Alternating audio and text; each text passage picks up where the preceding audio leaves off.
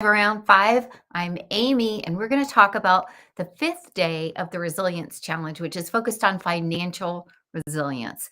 Now, building financial resilience will completely transform your life.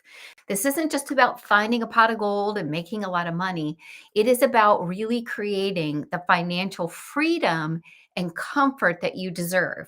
And what that will do for you and how you're able to move through this world is going to be transformational, especially if you've been in financial struggles or worries at any point in your life. This is one of the building blocks of resilience that you owe yourself. And even though it could take time and focus to reach that financial freedom, just getting on the path to financial freedom helps you gain financial resilience, and that changes everything emotionally, intellectually. It really deals with a lot of past traumas. If you have growing up money about issues around money, it doesn't even mean you've lacked money, right? I have people who I know who have great wealth and have incredible guilt over that, and who were raised to think that money was evil and they kind of struggle. I know that if you're struggling having enough money, that sounds cuckoo for Cocoa Puffs, but everybody has different struggles. It's not ours to judge, and money does not insulate us or protect us from trauma, tragedy, disease, tons of things. Is it a nice leveler? Yes. Does it give you access to things? Of course. But financial resilience isn't about having a ton of money in the bank. It's about a lot of very important things that I'll share right now. The first thing is you got to start saving. And that's not $1 million, right? In fact, a penny a day doubled will go much, much farther than a single $1 million. If you take a penny a day and double it for 30 days, you're going to have far more than $1 million. In fact, I've put it in the comments here. You'd end up with $5,368,709.12. So compound interest and savings over time is your secret weapon. So if you're in your 30s or younger, this is your moment.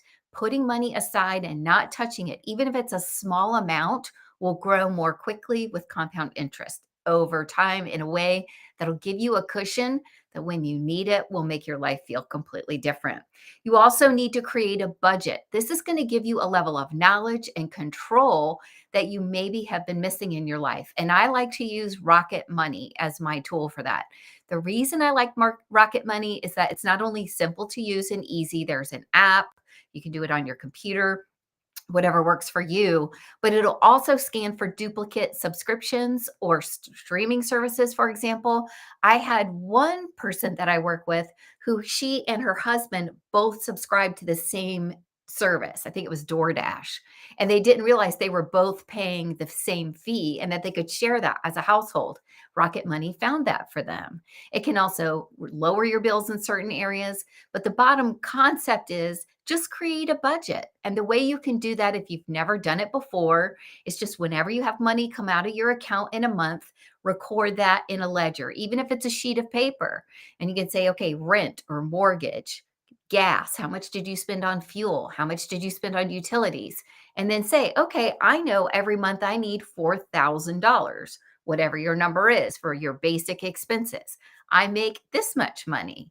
Well, no wonder I have a problem. I need to make more money. Or no wonder I have a challenge. I need to decrease my expenses while increasing my income. That's where you can really start to take control and realize if I just got a side hustle that made me $400 a month, it would change everything for me. And until I do, I'm going to have to cut some expenses. It gives you that knowledge. You might be scared to look at your budget.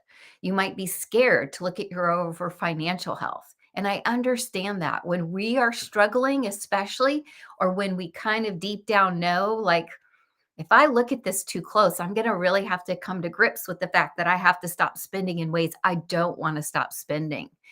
That is an avoidance of trauma that will really dig a ditch that's pretty deep. It's going to be hard to get out of. When you say, hey, I can have Starbucks twice a week and I don't have to worry about my financial future. So I'm going to come up with another treat the other 3 days that I can make at home or however you operate, right?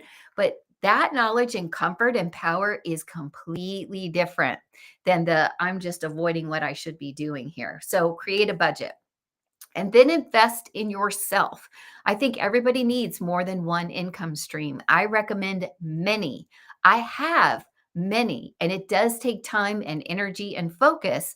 Of course, I'm with Martha Krejci. She's taught me how to do those multiple income streams. Your goal should be for at least one or two of them to have residual income. What does that mean? It means that you're not trading time for treasure, right? It's not an hourly rate. So in my copywriting business, when I write a blog for someone, I get paid. When I do an email for someone, I get paid. So that's time for money.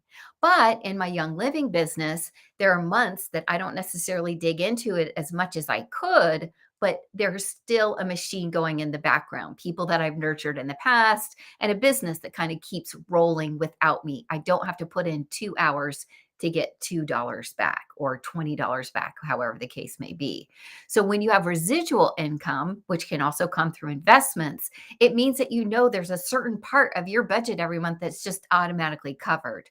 And I think everyone's goal is to get to the point where their residual income more than covers their expenses.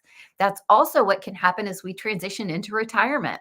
When I talked to my mom and dad about how they knew when they were ready to retire, he's a veteran. Thank you for your service. So he had his VA retirement. He had retirement from his work as an engineer. They had Social Security, right? So they blended all those income streams or counted all of those income streams and realized, okay, we've hit the number we need because they knew their budget.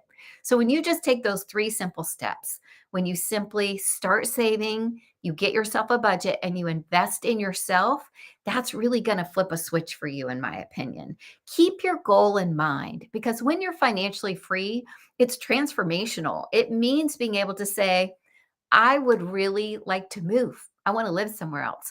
I would like to spend time traveling. It doesn't mean you're wealthy. It means you're financially free. There can be a difference. It means each month this stress free life has everything covered that you need to worry about in the past. That any of that worry, am I going to make rent? Am I going to be able to afford a new car when my car breaks? Those worries are gone. And you get to focus on building your life and being in your businesses and being in your day to day without wondering, am I going to be okay? So, as we work to build our financial resilience, if you need to talk to someone or you need to organize your debts in particular, we've got Families Creating Financial Freedom, one of our businesses that helps you walk through, hey, I'm in debt. I don't know what my expenses are. I might have a 401k from my past job. I don't know what I'm doing. Help, right? We've all been there. So I've left a free Facebook group here and a free tax or debt organizer if you need it. You're not alone. Tons of Americans are in the same spot. So don't let yourself feel badly about this. Tackle it. Know it's going to be something you can become totally resilient about. And it's going to feed the rest of your resilience in a way that is exponential. It's just going to have such a bigger impact. I hope tonight has been helpful for you. I'm so excited about what's coming up next week. And I can't wait to see you back here tomorrow, live around 5. Have an amazing weekend, everybody, and stay warm. Love you guys. Appreciate you so much.